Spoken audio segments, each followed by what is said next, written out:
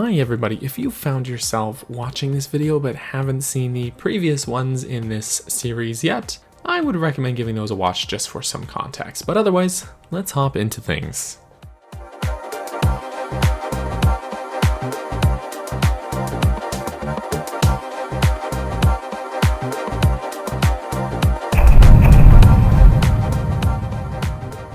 On our quest to reawaken the 5 sages from the temples across Hyrule, we've managed to liberate Kokiri Forest from its monster infestation and awaken our childhood friend Saria as the sage of the forest. Navi tells us that something funky is going on in Death Mountain, which you probably noticed as soon as you stepped out of the Temple of Time before. There isn't nearly as much mandatory story stuff required to do before going to the dungeon, but Sheik will move out of the way and allow us to freely travel between adult and child time periods, which is a nice bonus, especially if you want to go and grab any missed secrets or side quests.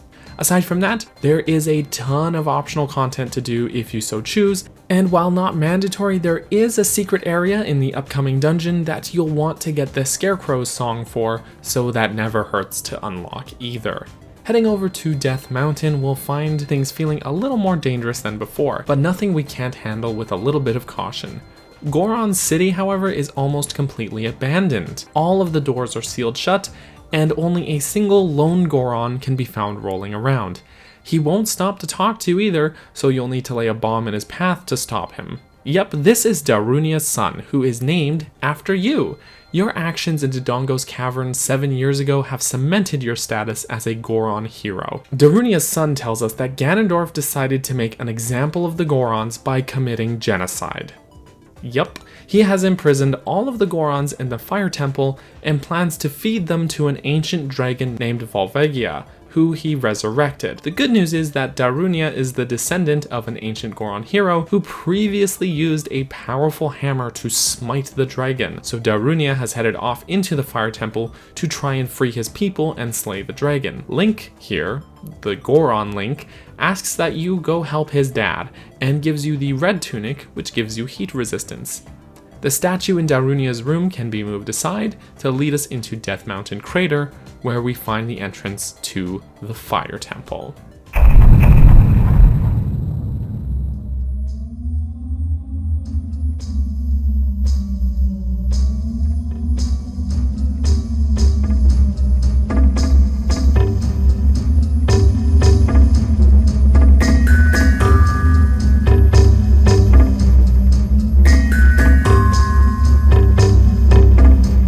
The Fire Temple is a place of worship for the Gorons, but has been taken over and repurposed by Ganondorf.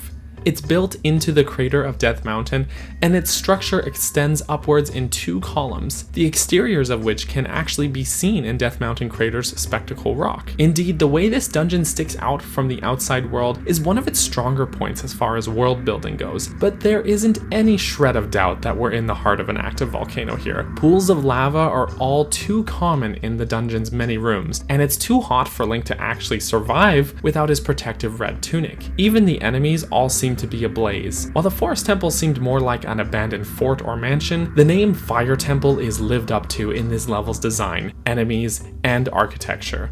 This is pretty believable as an actual temple. The music here is pretty spot on for this level's atmosphere as well. The track fades in with a drum beat, which makes a lot of sense since Goron culture has a pretty strong connection to its drums. In fact, it sounds almost like it could be the same MIDI drum sound that they used for Goron Link in Majora's Mask.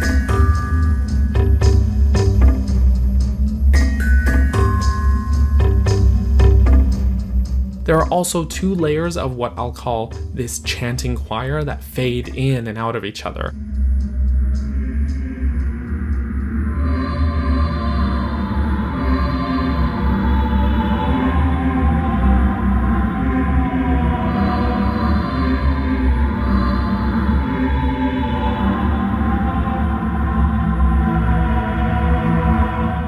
While at first this song felt a bit too generic dungeon to me, listening to it again, I've grown fond of it actually. It's not as complex as the Forest Temple theme, but its Goron-style drumming and choir layers make perfect sense for what this dungeon actually is. I also just have to quickly mention that I do not have the version 1.0 cart of this game. The version I have has the updated Fire Temple music. But if you do have a version 1.0 cartridge, you'll notice that the chanting is quite different.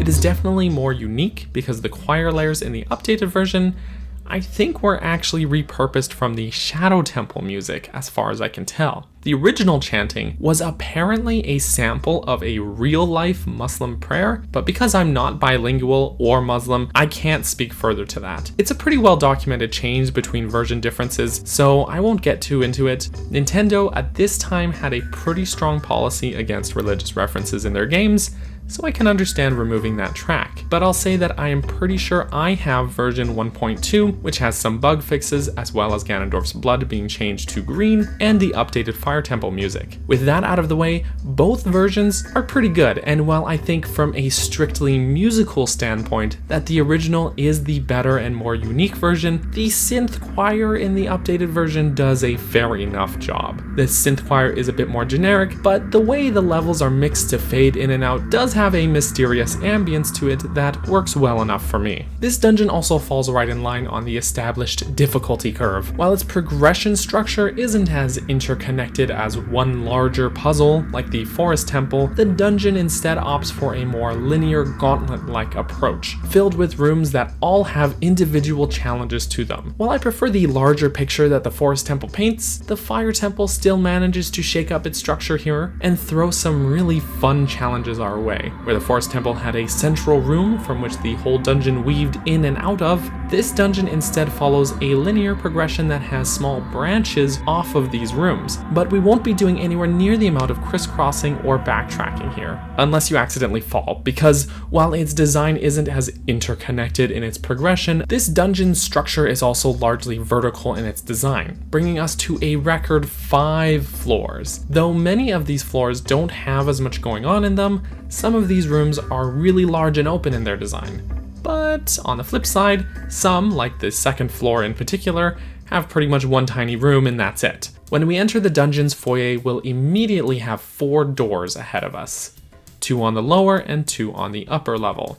The lower door on the left is a dead end that teases us with the boss key, which we can't actually get yet. The lower door on the right is actually completely blocked off, so you may not even know that there is a door there to begin with. The upper door on the right is also locked, so we only have one way to progress, the door on the upper left, which takes us face to face with our old pal Darunia. He's glad to see you after all this time and asks for your help. He will go face off with the dragon Volvagia, while you go free the captured Gorons that are imprisoned throughout the temple. Though he does express being nervous because he doesn't have the hammer that his ancestor used to smite the dragon generations ago, he still heads on without you, locking the door behind him. The platform to the boss door is also completely out of reach, so we definitely have no way to pursue him at this time. Immediately in this room we can free the first Goron and get our first key. As we meet and rescue the Gorons imprisoned in the Fire Temple, they will also give us hints about how to solve the different puzzles or defeat certain enemies throughout the dungeon. Though most of their hints are basically just to use bombs on stuff, so thanks tips. Now that we have the key, we can head back through the locked door in the foyer and into the closest thing that this dungeon has to a central room. If we cross this room and try to proceed forward, not unlike the Forest Temple, you'll get stuck on 2 locked doors, so make sure to free the trapped Gorons on both ends of the off-shooting rooms here, so that you can also get the keys from those rooms. But mostly to free them. The Gorons deserve better than this. Through the first locked door is a small puzzle in which we push this block onto a fire geyser to propel ourselves up to the next floor, where we will spend our second key on the next locked door. The puzzle in this room is pretty straightforward as well. Push the block here to make a path that we can climb upwards, and make sure to hit this switch, which will briefly extinguish the flame in our path. Though it's much easier to just huck a bomb down there to give ourselves extra time, rather than trying to rush up as quickly as we can. Climbing up now brings us to the 3rd floor, where we will enter the maze room. Make sure you explore every little corner of this maze so you don't miss out on freeing any of the Gorons here. There's actually 2 mandatory keys to get before we trek through the locked door and into this room with the narrow bridge. There's 2 paths from this room. One where we hit an eye switch and can snag the dungeon map, which is unusually far into this dungeon in my opinion, and the other which will bring us into this room with the firewall that chases us. It's not hard to outrun this thing at all. There's 2 paths in this room, but the western door is locked, so we will need to head through the far north door, which actually spits us out to the upper level of the maze room. There's a completely optional room you can get to here if you got the Scarecrow song, which will net you 200 rupees and 2 gold skulltulas, but that is not required to progress through the dungeon. More importantly, however, there are 2 more Gorons to rescue here, one on the upper level of the maze room, and another we can find by bombing the floor here, and dropping back to the second floor room from before. This also has the added bonus of creating a shortcut back up to this point. Now that we can unlock the western door of the flame wall room, this pretty much wraps up everything that we need to do in the eastern half of the dungeon.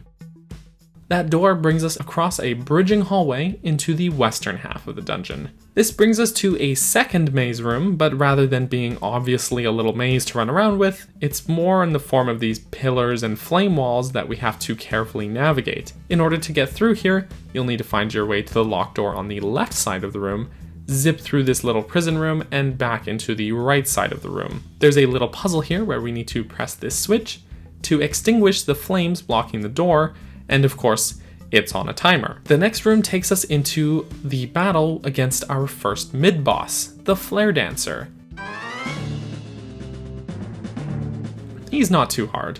You have to ground him by using bombs, but because of how quickly he moves, sometimes it's easier to just hold the bomb and tank the hit yourself. Once his flames are out, you can attack him head-on with your sword.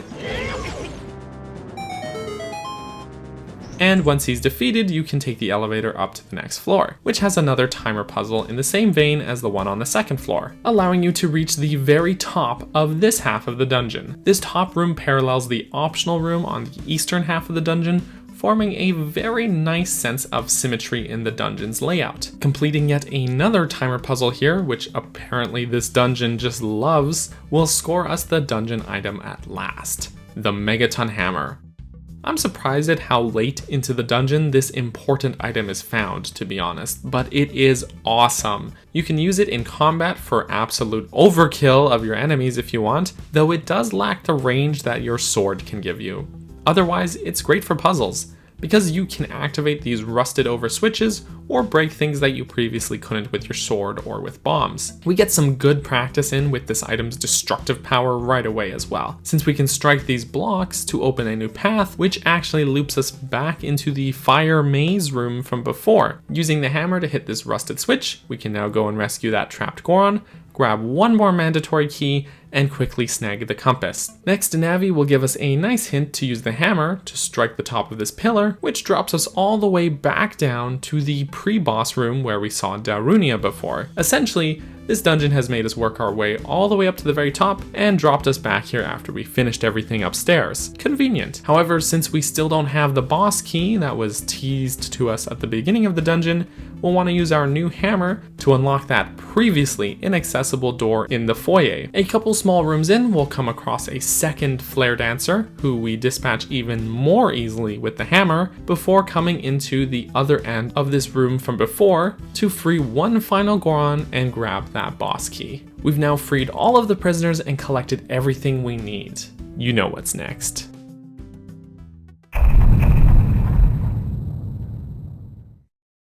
When we enter the boss room, Darunia is nowhere to be seen. As soon as we set foot on the central platform, the room will shake as our enemy appears before us, the subterranean lava dragon, Volvagia.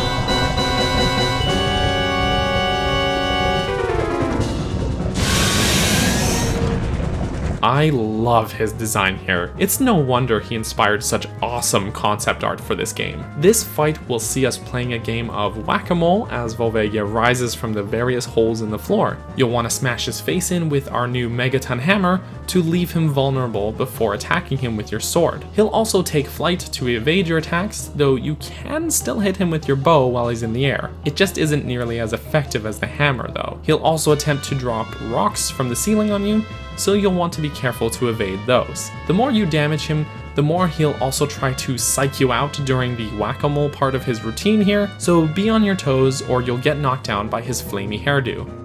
After a few good hammer hits to the face, he should go down in one of the most dramatic boss deaths this game has to offer, as his body burns up bit by bit his skeleton breaks apart and his skull drops right in front of you. Yikes, dude.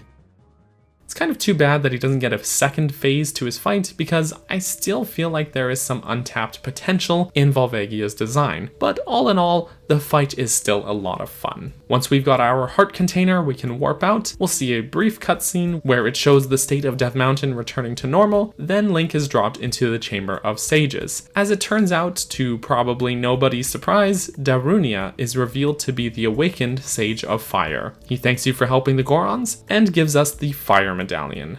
2 down, 3 to go. So that's the dungeon. Overall, if I had to sum up its progression, the Fire Temple brings you up higher and higher up a gauntlet of challenges until you reach the top, where it will drop you back to the beginning in a large sort of loop. While I personally feel like there may have been some concessions made in its design, namely this huge optional area which you need to get the Scarecrow song for, which your average player probably wouldn't have known to go out of their way to get from Lake Hylia, there are still some great design choices here. This dungeon pushes us through a gauntlet of smaller, fast-paced challenges in nearly every room in ways that we haven't seen much of before now.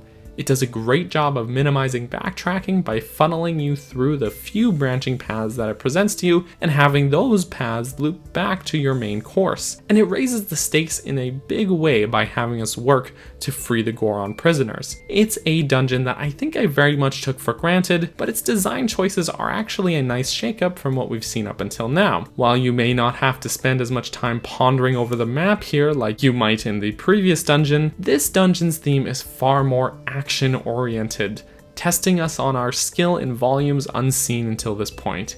It's a great change of pace, and I like it a lot.